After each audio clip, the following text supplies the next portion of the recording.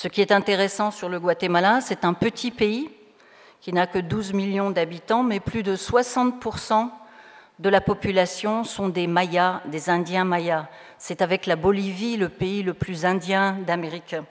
Et ces Indiens parlent entre 18 et 22 langues mayas différentes. Donc quand on parle de Maya, peut-être que vous avez entendu parler de la civilisation Maya, une des grandes civilisations de la Mésoamérique. C'est cette civilisation qui a écrit en hiéroglyphes bien avant l'arrivée des Espagnols. C'était pratiquement fini quand les Espagnols sont arrivés.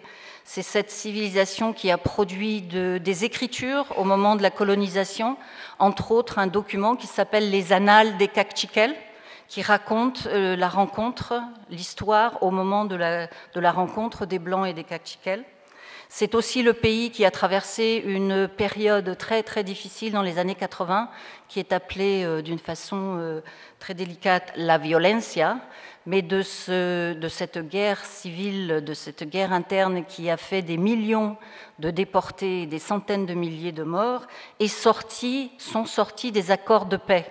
Et les accords de paix incluent la reconnaissance de toutes les langues du Guatemala et le droit à développer les langues du Guatemala, si bien que le Guatemala est devenu un laboratoire d'aménagement linguistique. C'est un exemple dans toutes les Amériques de travail. Malheureusement, heureusement, ils ont plus de 20 langues dans le pays, donc vous avez un énorme travail à faire. Je vous présente la famille de langues maya parce que les gens parlent toujours de dialecte. C'est pas parce que c'est des Indiens et c'est pas parce que c'est une langue à tradition orale, ça n'est pas une langue. La famille maya est aussi grande que la famille indo-européenne. Elle a des branches et le Kaqchikel dont on parlera, que vous entendrez parler, la langue 24, a comme sœur le Quiché, le Tsuturi, le Sacapultec. C'est une branche du Quiché, la branche quicheane. C'est à peu près en Europe comme les langues romanes. Donc le Kaqchikel pourrait être le français et le Quiché l'espagnol et les autres langues le portugais ou le roumain. C'est à ce point-là, mais si vous montez dans les branches, l'Ichil par exemple serait comme le russe et le Kaqchi en bas serait peut-être comme l'allemand et l'anglais. Vous faites 5 km, 10 km et vous tombez sur une autre langue. La prix Nobel de la paix qui était ici pour l'inauguration de la Fondation Chirac, Rigoberta Menchú, est quiché. Elle est de la même branche que le Kaqchikel.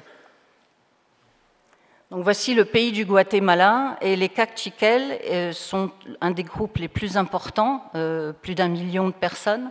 Ils sont au centre du pays, dans une région montagneuse. Les Indiens sont surtout dans la région montagneuse. Si jamais vous avez été au Guatemala, vous avez dû passer par Antigua, la vieille capitale coloniale. C'est ça le centre des Kaqchikel. Ils vont jusqu'au lac Atitlan. Et donc les Mayas sont connus pour leur civilisation dont on a beaucoup d'informations à travers les hiéroglyphes et les grands bâtiments, les grandes ruines de Chichen Itza, de Tikal, par exemple. C'était des grands mathématiciens. Vous voyez à gauche l'écriture maya de la numération maya, très connue. Ce qui est intéressant, c'est qu'aujourd'hui, ces Mayas qui parlent ces langues si différentes sont tous en train d'apprendre à écrire cette numérotation. Si vous achetez des livres au Guatemala, vous aurez cette numérotation qui est très connue. Et à droite, vous avez des symboles qui sont des hiéroglyphes, des idéogrammes.